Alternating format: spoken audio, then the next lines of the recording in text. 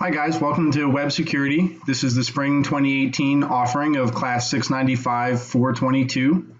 We're offering two sections this semester. We're pleased to announce that we had a pretty good enrollment.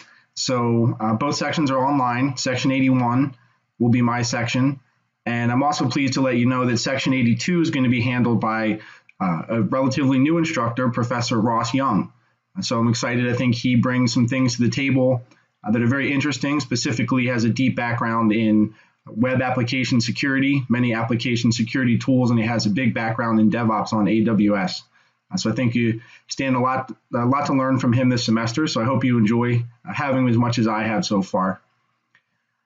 If you're interested in knowing a little bit more about us, we do have our bios in the bios section on Blackboard, which is now live. So if you look on the left under Getting Started, you'll see a section with instructor bios, and you'll be able to read a little bit more about our individual backgrounds.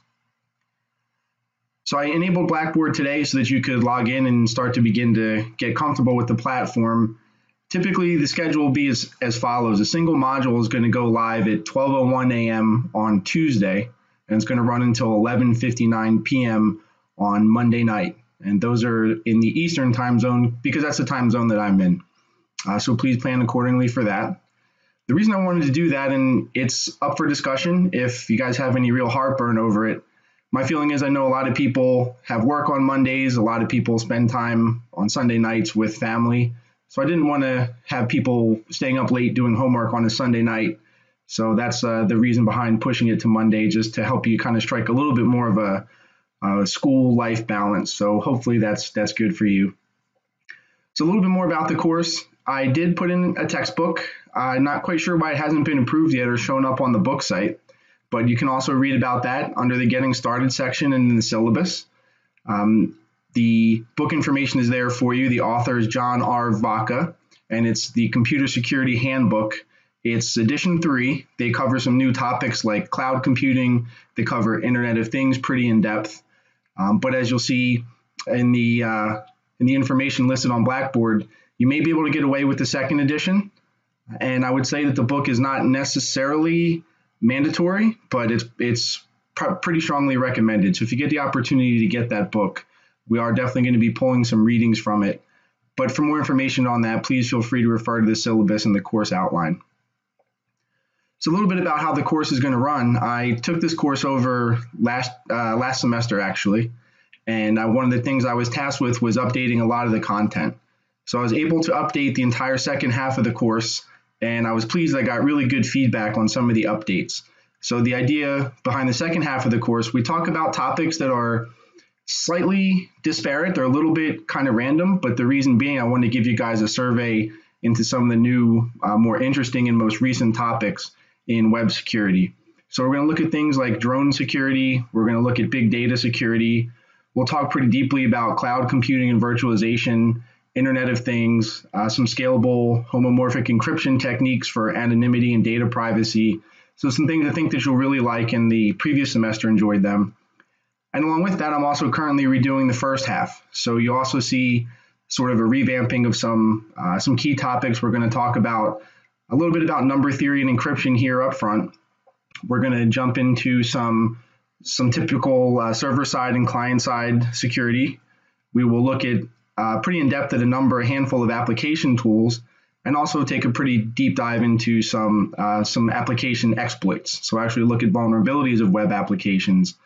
And then right before the midterm, we're going to see kind of conjunctively how all these things contribute to enterprise security.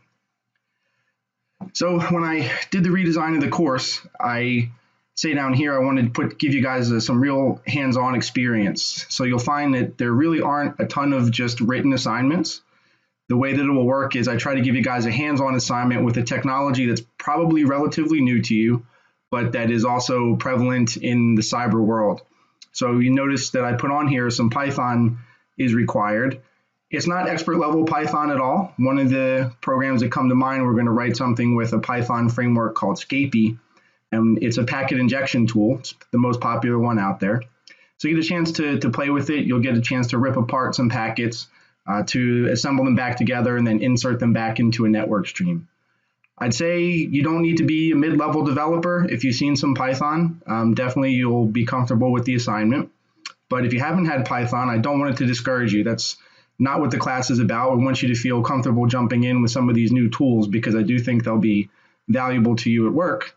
There is a free Python course offered by Johns Hopkins. It's self-paced. You can register through the registration system and you can start it immediately. And it's about a 6-week self-guided course to Python. So if you go through that, you will positively have probably more than enough to be able to complete the 2 Python assignments. So if you have any more questions about how to get up to speed quickly in Python, please feel free to let me know. And I'm always available for questions. I know Professor Young is too. So any questions there, please feel free to let me know up front. But like I said, I don't want it to discourage you. And along those lines, we're going to hit some number theory here in week 1. And we're going to talk about how RSA encryption works at a fairly detailed level. That's the only real math that's going to be required. And I'm going to present it all in depth and we'll do some assignments on it. We'll do some worked examples. So hopefully, you don't have to have too much number theory background. If you've had the crypto class, I think a lot of the topics will probably be familiar enough to you already. But again, I don't want you to feel down about it. It's going to be a very, very light and gentle introduction. And I try to structure the class so that you get a lot from it. And I promise that it's not going to be too painful along the way. So I did want to welcome you all. I'm excited that you signed up. I hope that you'll stick with the course. If you have any questions about sort of some of the prerequisites or anything like that, please feel free to shoot either of us an email. We're happy to talk it through with you, but we're definitely here to make this an enjoyable learning experience from you. So again, welcome.